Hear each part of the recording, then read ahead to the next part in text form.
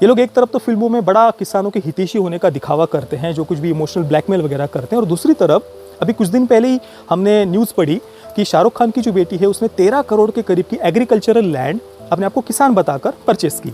शाहरुख खान की जवान की फीस 100 करोड़ रुपए मीडिया रिपोर्ट्स के माध्यम से पता चलती है। एक तरफ तो ये सारी बातें हम सुनते हैं, दूसरी तरफ फिल्म में फिर आप ये एनपीए को कर्ज माफी वगैरह दिखाना, इन सारी बातों का उद्देश्य क्या है वो हमें फिल्म के एंडिंग में जाकर पता चलता है, जहाँ पर शाहरुख खान का कैरेक्टर लोगों को ऐसा रो रो कर बड़ा ही मुंह बना कर लोगों को बता रहा है कि वोट देते समय ध्यान देना, आप किसको वोट दे रहे हो, सोच समझ कर वोट देना, आप इतना सा कुछ ये खरीदते हो, 5 रुपए की वो चीज़ खरीदते हो, पेन खरीदते हो तो उसकी भी जांच करते हो, तो वोट देते समय ध्यान देना। वहाँ पर भी जो एग्रीकल्चर मिनिस्टर को दिखाया है वो कैसे अनपढ़ है, ये वहाँ पर स्पेशली उल्लेख किया है कि वो अनपढ़ है और कर्ज माफ़ कर दिया है एक बड़े उद्योगपति का, विजय सेतुपति के कैरेक्टर का। तो ये सारी बातें जो कुछ भी, जैसे मैंने कहा केजरीवाल के स्पीचेस सुनकर शायद उनको कहानी सूझी होगी, तो सारा जो मुख्य उद्देश्य है वो वहाँ पर आकर पता चल जाता है।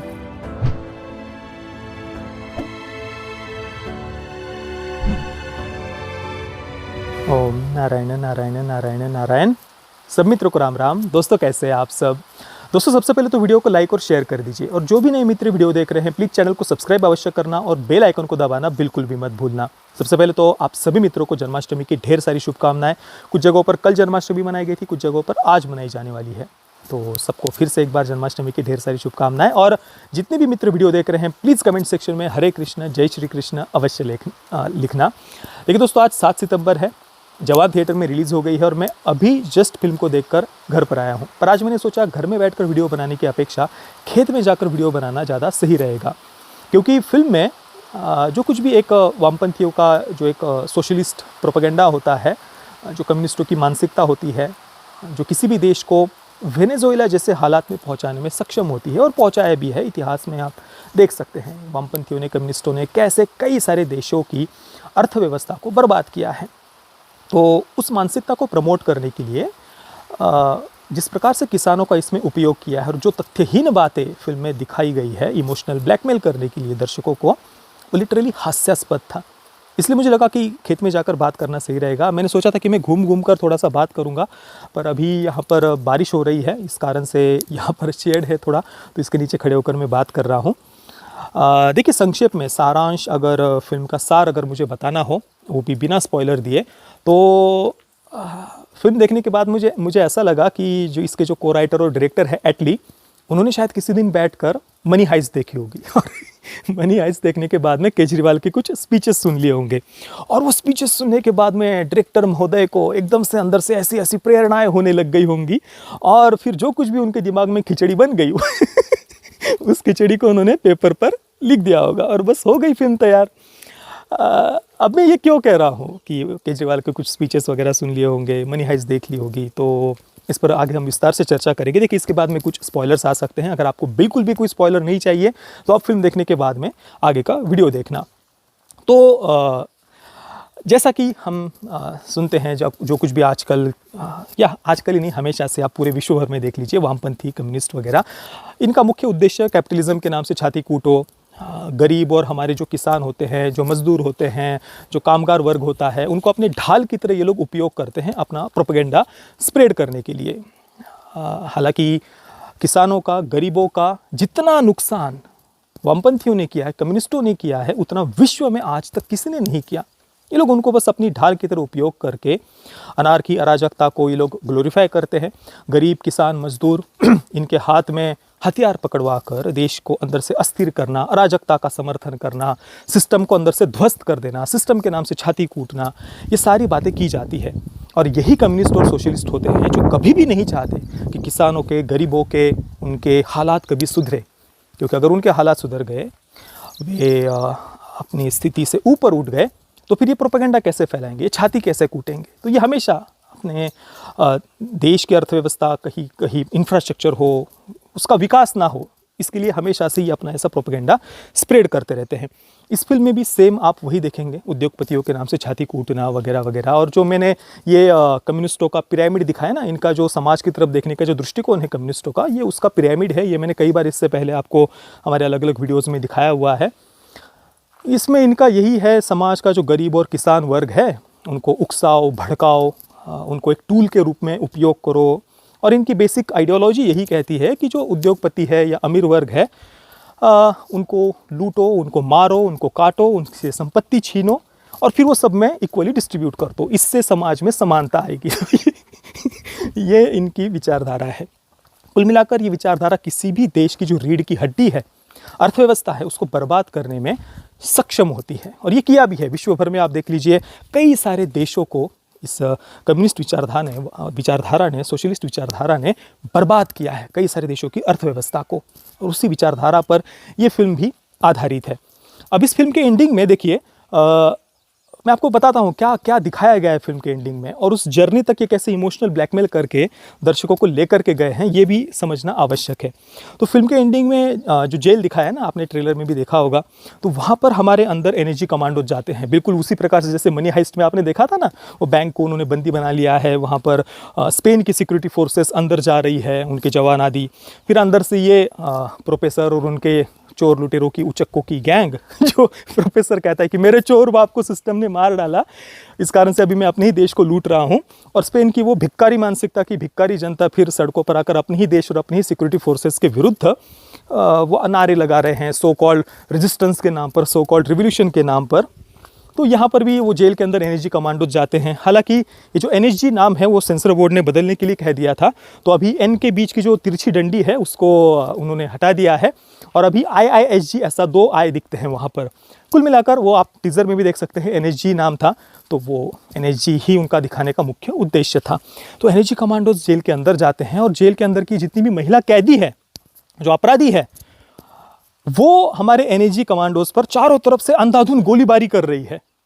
और एक एनएसजी कमांडो को अर्धनग्न करके उसके कपड़े उतार कर बाहर वो भेज रहे हैं। और यही नहीं, जैसा कि मैंने कहा, कम्युनिस्ट सोशलिस्ट उनकी मानसिकता 53 कंपनीज को ये बंद करने के लिए सरकार से उनको बाध्य करते हैं, जवान और उनकी ये टीम। 53 या 55 थी, ऐसी को कंपनीज बंद करने के लिए कहते हैं। और जैसा कि वामपंथी हमेशा से ही किसी भी देश के इंफ्रास्ट्रक्चर और विकास में बाधा डालने के लिए, जो कुछ भी इनका हमेशा प्रोपेगेंडा होता है, पर्यावरण के नाम से लोगों को उकसाएंगे, भड़काएंगे, छाती कूटेंगे, किसी न किसी प्रकार से डेवलपमेंट को रोकना, विरोध करना। तो ये सारे अलग अलग प्रकार के क्या कहे कारण दिए हैं, रीजंस दिए हैं उन्होंने कि ये वो क्यों कर रहे हैं।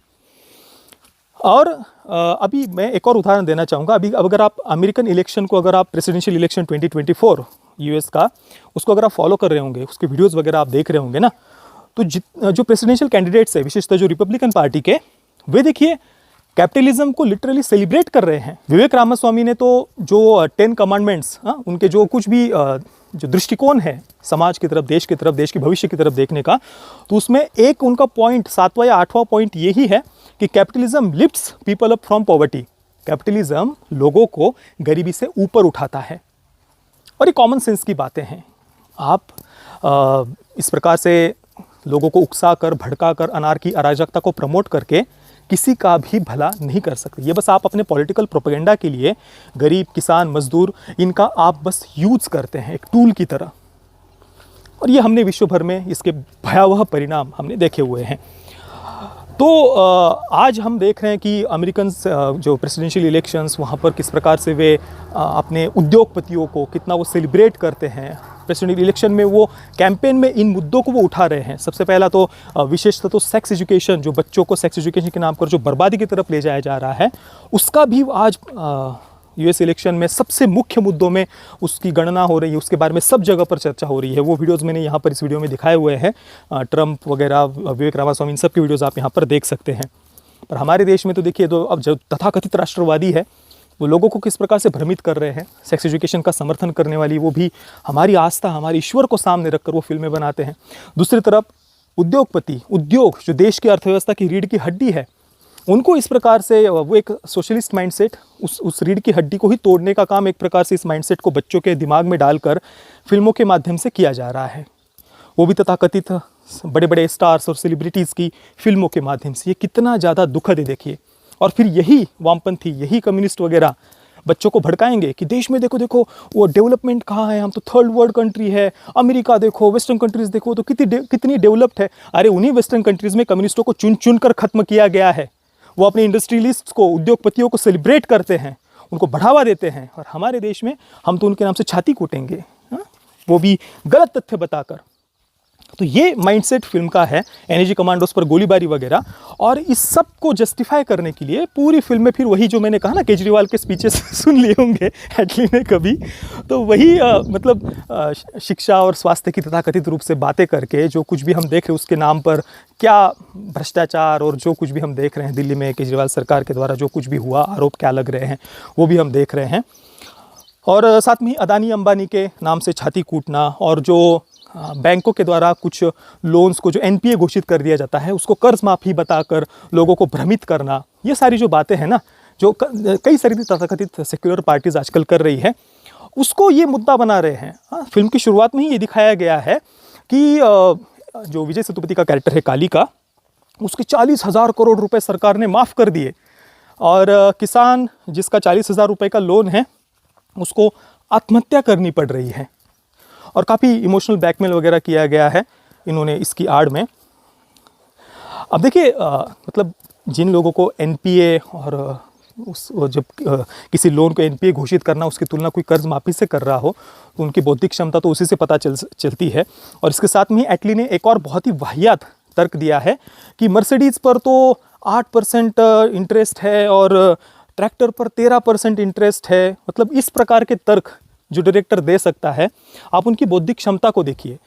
इन्होंने भी यही एटली ने मर्सल फिल्म में एक डायलॉग डाला था, मैंने इसका उल्लेख टीजर रिव्यू में किया था जवान के, कि सिंगापुर में तो 7% टैक्स है, फिर भी वहाँ की हेल्थ सुविधाएं कितनी बढ़िया है, स्वास्थ्य की सुविधाएं कितनी बढ़िया है, और भारत में तो देखो 28% जीएसटी टैक्स लिया जाता है, और हमारी शिक्षा यहाँ की कोई स्वास्थ्य की सुविधाएं बिल्कुल भी नहीं है। इतना घटिया जो एक तर्क दिया था, कॉमन सेंस की बात। आप देख लीजिए, जब वैट था 13, 13.5, 14%, 14.5% कुछ वैट उस समय था, हमने देखा पहले।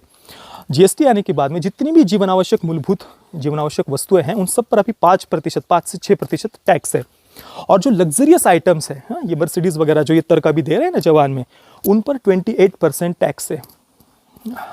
पर इनका तो कुछ अपना अलग ही चलता है। और मैंने तो जवान के टीजर रिव्यू में भी कहा था, मुझे पता ही था कि ये लोग क्या तर्क दे सकते हैं, क्योंकि फिल्म की थीम तो पता चली रही थी टीजर से क्या है, तो वही तर्क ये यहाँ पर भी दे रहे हैं। और मैंने टीजर रिव्यू में कहा था कि आप दिखा दो दुनिया का दूसरा कोई एक ऐसा देश दिखा दो जिसमें भारत की जितनी सोशल वेलफेयर स्कीम्स हो, दिखा दो, चाहे शिक्षा का क्षेत्र हो, स्वास्थ्य का क्षेत्र हो, या करोड़ों करोड़ों लोगों को जो फ्री राशन सरकार के द्वारा दिया जाता है, या जो 1 रुपये में जो जीवन बीमा की बात हो, स्वास्थ्य की सुविधाएं हो, रिजर्वेशन हो, या माइनॉरिटीज़ के लिए अलग अलग जो सोशल वेलफेयर स्कीम्स सरकार के द्वारा चलाई जाती है।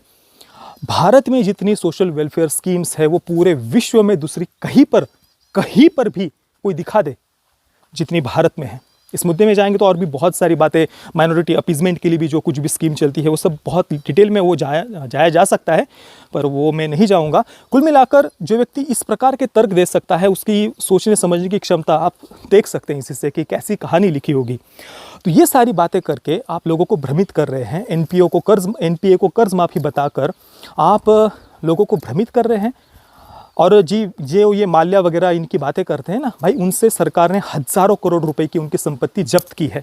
एक और महत्वपूर्ण बात बतानी रहेगी दोस्तों, संपत्ति वगैरह तो जब्त की ही उन उद्योगपतियों की जिन्होंने ये धोखाधड़ी भ्रष्टाचार आदि किया, पर देखिए उन्हें ये लोन रेवड़ियों की तरह किन्होंने बांटा था? पिछली सरकारों ने।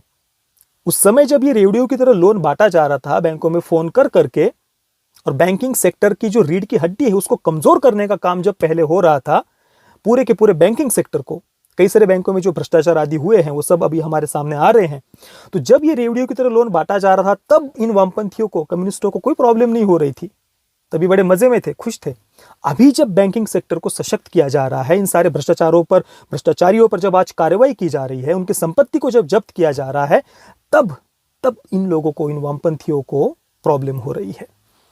और जिन उद्योगपतियों के नाम से ये छाती कूटते हैं वही करोड़ों लोगों को एम्प्लॉयमेंट देते हैं। वामपंथी क्या करते हैं? बच्चों के हाथ में ढपली और झोला पकड़ाने के अलावा वामपंथियों का योगदान क्या है? और ये एनपीए को कर्ज माफी वगैरह दिखाना, इन सारी बातों का उद्देश्य क्या है वो हमें फिल्म के एंडिंग में जाकर पता चलता है, जहाँ पर शाहरुख खान का कैरेक्टर लोगों को ऐसा रो रो कर बड़ा ही मुंह बना बना कर लोगों को बता रहा है कि वोट देते समय ध्यान देना, आप किसको वोट दे रहे हो, सोच समझ कर वोट देना, आप इतना सा कुछ ये खरीदते हो, 5 रुपए की वो चीज़ खरीदते हो, पेन खरीदते हो तो उसकी भी जाँच करते हो, तो वोट देते समय ध्यान देना। सारी ईवीएम मशीन्स को वगैरह वो बंदी बनाकर रो रो कर वो लोगों से ये प्रार्थना कर रहा है। तो ये सारी बातें जो कुछ भी, जैसे मैंने कहा केजरीवाल के स्पीचेस सुनकर शायद इनको कहानी सूझी होगी, तो सारा जो मुख्य उद्देश्य है वो वहाँ पर आकर पता चल जाता है। और फिल्म की शुरुआत में जब किसानों को लेकर ये जो कुछ भी वो अपना सोशलिस्ट माइंडसेट, किसानों की आड़ में ये सोशलिस्ट माइंडसेट प्रमोट कर रहे थे, वहाँ पर भी जो एग्रीकल्चर मिनिस्टर को दिखाया है वो कैसे अनपढ़ है, ये वहाँ पर स्पेशली उल्लेख किया है कि वो अनपढ़ है और कर्ज माफ़ कर दिया है एक बड़े उद्योगपति का, विजय सेतुपति के कैरेक्टर का। ये सारी बातें दिखाने का उद्देश्य वो हमें एंडिंग में जाकर पता चलता है कि किस माइंडसेट से ये बातें लिखी गई है। अब देखिए, जब मैंने इसका ट्रेलर रिव्यू किया था ना, तो बहुत सारे मित्रों ने इसकी स्टोरी को प्रिडिक्ट किया था, और हमारे चैनल से जुड़े हुए जो मित्र हैं वो अभी बहुत बढ़िया तरीके से, मतलब जिस प्रकार से हम फिल्मों की फ़िलॉसफी वगैरह उसके बारे में चर्चा करते आए हैं, तो स्टोरी को बहुत ही आसानी से बहुत सारे मित्र प्रिडिक्ट कर लेते हैं। मैं एक कमेंट आपको पढ़कर बताना चाहता हूँ जो मैंने ट्रेलर रिव्यू में पिन भी किया था। Father SRK will be soldier, army officer. वो मिशन पर गया था लेकिन सेना मुख्यालय द्वारा खरीदे गए खराब हथियारों के कारण उसके सैनिकों की मृत्यु हो गई। जब शाहरुख ने आवाज़ उठाई तो उसने उसे आतंकवादी करार दे दिया और इसे और इसके परिवार को जेल भेजो, अब बेटा जेल में ही पैदा होगा। शाहरुख का बेटा पुलिस बन गया और शुरुआत में वो विश्वास नहीं था कि उसके पिता आतंकवादी थे, लेकिन बाद में उसे समझ आया कि उसके पिता एक अच्छे इंसान थे और आखिरकार उसने विजय को मारने में पिता की मदद की। अब यहाँ पर एक दो बात इनकी थोड़ी सी गलत साबित हो गई कि पहले उसका विश्वास नहीं था, कि पहले उसको आतंकवादी लगते थे और बाद में पता चलता है, तो उसको पहले से ही पता होता है, ये ऐसा उन्होंने फिल्म में दिखाया है। पर कुल मिलाकर जो बेसिक कहानी है जो कई मित्रों ने प्रेडिक्ट किया था वो एग्जैक्टली वही फिल्म में दिखाया गया है।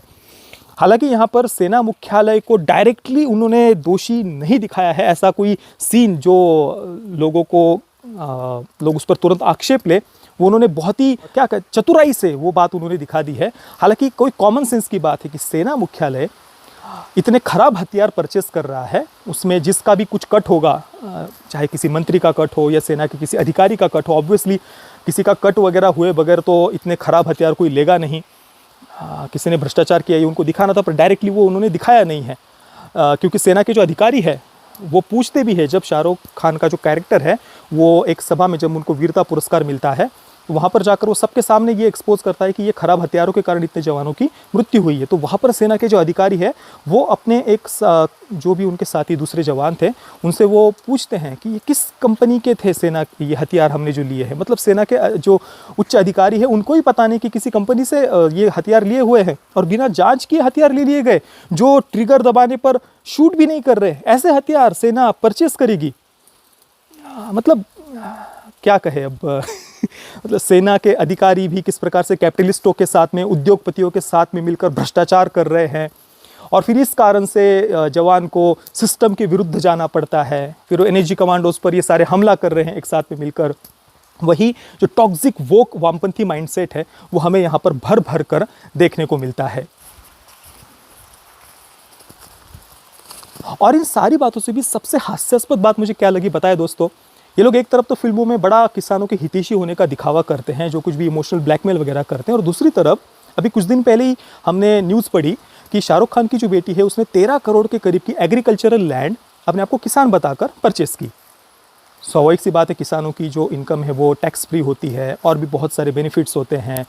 कोई सोलर पैनल भी लगाना हो तो उसमें सरकार की तरफ से 90% सब्सिडी दी जाती है। शेड भी अगर बनाना तो सरकार की तरफ से सब्सिडी होती है। जो बिजली का बिल होता है उसमें भी सरकार की तरफ से सब्सिडी होती है। बहुत सारे उसमें बेनिफिट्स होते हैं। 50 प्रकार की योजनाएं किसानों के लिए होती है। अब पता नहीं वो उन योजनाओं का लाभ लेंगे नहीं लेंगे पता नहीं, पर अब ये न्यूज़ हमने सुनी थी एग्रीकल्चरल लैंड परचेस करने की। और दूसरी तरफ शाहरुख खान की जवान की फ़ीस 100 करोड़ रुपए मीडिया रिपोर्ट्स के माध्यम से पता चलती है। अब ऐसे एक तरफ तो ये सारी बातें हम सुनते हो, दूसरी तरफ फिल्म में फिर आप ये दिखावा करना कि आप बड़ी सोशलिज्म की बात कर रहे हैं, इक्वलिटी की बात कर रहे हैं, उद्योगपतियों को लूटने की बात कर रहे हैं, जो उद्योगपति इस देश की अर्थव्यवस्था का आधार है, और दूसरी तरफ फिर आप ये सारी 100 करोड़ रुपए फ़ी, क्या वो पैसे आप किसानों में बांट दीजिए फिर।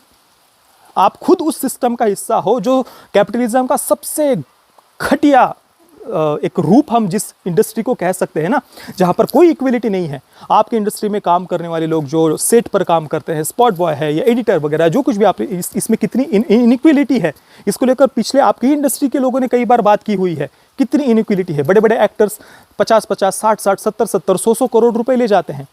तो अपनी इंडस्ट्री में कितनी इनइक्वलिटी है वो देखिए। वहाँ पर पहले समानता लाने की बात करिए। देश के उद्योगपतियों को बर्बाद करने के सपने वो बाद में देख लेना, प्रोपेगेंडा बाद में स्प्रेड कर लेना। ये बातें कितनी हास्यास्पद है। आप देखिए दोस्तों, ये लोग इक्वलिटी की, समानता की बात कर रहे हैं। चलिए, और देखिए दोस्तों, ये इन बातों को आप लाइटली मत लेना। ये जो सोशलिस्ट माइंडसेट है, कम्युनिस्ट माइंडसेट है, ये किसी भी देश के लिए कितने घातक होते हैं ये समझना बहुत ज़्यादा आवश्यक है। इसके भयावह परिणाम हमने पश्चिम बंगाल में देखे। आदित्य बिरला जी को गाड़ी से खींचकर वामपंथियों ने उनको मारा था, पीटा था, उनको अर्धनग्न किया था। उसके बाद में उन्होंने पूरी अपनी जो इंडस्ट्री है, कंपनी है, उसको वहाँ से हटा लिया पश्चिम बंगाल से। इसी प्रकार से कई उद्योगपति, जो उद्योग है पश्चिम बंगाल के, उनको वामपंथियों ने सिस्टमैटिक वे में उनके विरुद्ध हेट स्प्रेड करके इसी प्रकार से पश्चिम बंगाल से दूर कर दिया। मुंबई में हमने देखा, इन्हीं कम्युनिस्टों ने, वामपंथियों ने, जो कपड़ा मिल थी उनको बंद करवा दिया। लाखों लोग बेरोजगार हो गए थे। भारत एक मैन्युफैक्चरिंग हब ना बन पाए, ये तो चाइना हमेशा से ही चाहता था कि उसको मैन्युफैक्चरिंग हब बनना था एशिया में। और इसके लिए भारत के वामपंथियों ने हमेशा से चाइना का ही पक्ष लिया है, क्योंकि वो तो चाइना को ही अपना सर्वसर्वा मानते हैं ना। तो पश्चिम बंगाल में इसके दुष्परिणाम हमने देखे। मुंबई में लाखों लोग जो कपड़ा मिल आदि थे उनको बंद करने के बाद में लाखों लोग बेरोजगार हो गए थे। अभी हाल ही में आपने देखिए, आईफोन मैन्युफैक्चरिंग जो प्लांट था कर्नाटका में, उस पर हमला हुआ, उसके भी आरोप कम्युनिस्टों पर ही लगे। पौंडीचेरी में रिजेंसी सिरेमिक टाइल्स कंपनी थी, उसके वाइस प्रेसिडेंट को इन्हीं कम्युनिस्टों ने उसकी हत्या कर दी थी। वहाँ पर भी लोगों को इसी प्रकार से भड़काया गया था कि देखो ये मिल मालिक वो कितने ऐशो आराम करते हैं, आपके कितने बुरे हालात हैं। ये कह कहकर लोगों को उकसाया, भड़काया। हालांकि कई सारे वहाँ पर आप आर्टिकल अगर पढ़ेंगे तो उस सिरेमिक टाइल्स कंपनी के कई सारे लोग अपना शांति से काम करना चाह रहे थे, क्योंकि वो कंपनी उनके बच्चों की शिक्षा आदि सबका ध्यान रख रही थी। पर इन वामपंथियों ने उसको बंद करवा दिया। सबसे बड़ी सिरेमिक टाइल्स प्रोड्यूस करने वाली वो कंपनी थी, बंद हो गई। कई लोग बेरोजगार हो गए उसके कारण से। अलग अलग जगहों पर जो इंफ्रास्ट्रक्चर विकास के कार्यक्रम जो होते हैं, विकास कार्य, उसको नक्सली किस प्रकार से उसको, अभी हाल ही में तो मोदी सरकार ने अभी उस पर काफ़ी सब लगभग बंद हो गए हैं। और पिछले समय में हमने देखा है कि इन कम्युनिस्ट, ये नक्सली किस प्रकार से वहाँ पर बम धमाके करके उन इंफ्रास्ट्रक्चर के प्रोजेक्ट्स को कैसे बंद करवाते थे कि विकास ना हो पाए। और फिर हमारे आदिवासी भाइयों को उन तक विकास कार्य न पहुँचाना और उनके असंतोष की भावना का फिर किस प्रकार से वामपंथी उपयोग करते हैं। इसमें कन्वर्जन माफिया भी है, अर्बन नक्सल्स भी जुड़े हुए हैं, जो नक्सलियों को क्रांतिकारी बताते हैं अपनी फिल्मों के माध्यम से। यही नहीं, कुदनकुलम न्यूक्लियर पावर प्लांट के समय भी उस समय के पीएम मनमोहन सिंह जी, उन्होंने तो स्वयं कहा था कि बाहर से फॉरेन फंडिंग से काम करने वाले एनजीओज, मिशनरीज लोगों को भड़का रहे हैं। और उस समय तो जो मिशनरीज आदि थे वो चर्च प्रीमिसेस में और जो कॉन्वेंट स्कूल्स आदि है, वहाँ पर लोगों को एंटी न्यूक्लियर वीडियोस दिखा कर लोगों को डराया जा रहा था कि ये प्लांट अगर यहाँ पर आ गया तो कितना भयावह नुकसान हो जाएगा। तो इस प्रकार से कभी भी कोई विकास कार्य का प्रोजेक्ट हो, कहीं पर कोई मेट्रो का प्रोजेक्ट हो, तो वहाँ पर तथाकथित पर्यावरणवादी अचानक से खड़े हो जाते हैं। तो इस प्रकार से हमेशा से कोई विकास कार्य हो तो वामपंथी कम्युनिस्ट उसका विरोध करते हैं। उद्योगपतियों के नाम से छाती कूटना, यही हर जगह पर वामपंथियों ने किया है। इसी मानसिकता को प्रमोट करने का एक प्रकार से प्रयास ये फिल्म करती है। और दोस्तों, इस फिल्म के कुछ सीन्स तो इतने ज़्यादा हास्यास्पद है। फिल्म के एंडिंग में आप देखेंगे सुनील ग्रोवर का जो कैरेक्टर है वो ये जो कुछ भी जवान की जो टीम की जो लड़कियां हैं उनको वो जेल के रूम से ऐसे ही उठा करके लेकर के आता है सुनील ग्रोवर का कैरेक्टर इंटरोगेशन रूम में। और वहाँ पर वो खुलेआम कह रहा है, हा, मैं तो काली के लिए काम करता हूँ। मतलब कोई भ्रष्ट अधिकारी भी हो सिस्टम में तो वो ऐसा पूरा इंटरोगेशन रूम में लाकर, जहाँ सीसीटीवी आदि होते हैं, वहाँ पर आकर सबके सामने ऐसा बोल रहा है कि हा, मैं तो काली के लिए काम करता हूँ। कोई सेंस है इस बात का? मतलब आप ये दिखाना चाहते हैं कि जो वामपंथी हमेशा से ही कहते हैं कि पूरा का पूरा सिस्टम, पूरा का पूरा तंत्र, प्रशासन उद्योगपतियों के हाथ की कठपुतली बन गया है, तो वही आप इस सीन के माध्यम से दिखाना चाहते हैं।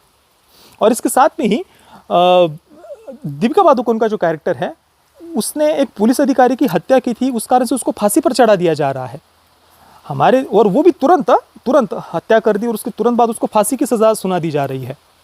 हालांकि बाद में बेटे का जन्म होता है, इस कारण से 5 वर्ष के लिए रोक दी जाती है फांसी की सज़ा। पर ये कितनी हास्यास्पद बात है, हमारे देश में आतंकवादियों को भी जब फांसी देनी होती है ना, तो मर्सी पिटिशन साइन किए जाते हैं इस इकोसिस्टम के द्वारा, वामपंथियों के। उसके लिए भी वर्षों वर्षों की प्रोसेस होती है, और वो भी बहुत ही गिने चुने समय में हमने ये देखा हुआ है। पर यहाँ पर तो उन्होंने बस दिखा दिया, सिंपैथी पैदा करना है ना भाई। कुल मिलाकर बहुत सारी इलॉजिकल, जिनका कोई सर पैर नहीं था, ऐसी बातें फिल्म में देखने को मिलती है। पर देखिए, टेक्निकली फिल्म वेल मेड थी, काफ़ी सारा मतलब दिखने में लगता है कि हाँ, प्रोडक्शन वैल्यू काफ़ी अच्छी है, काफ़ी पैसा उन्होंने खर्च किया है, एक्शन सीक्वेंसेस भी बढ़िया से शूट किए गए हैं। तो मैंने जो बातें कही, उन सब बातों से आपको कोई प्रॉब्लम नहीं है, बिल्कुल दिमाग पर ताला लगाकर आप बस जो स्क्रीन पर दिख रहा है वो देखना चाहते हैं, तो शायद आपको फिल्म पसंद आ सकती है।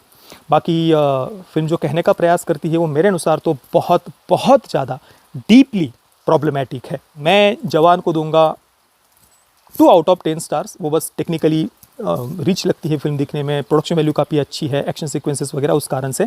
बाकी तो फिल्म जो कहने का प्रयास करती है वो बहुत ही ज़्यादा प्रॉब्लमेटिक है।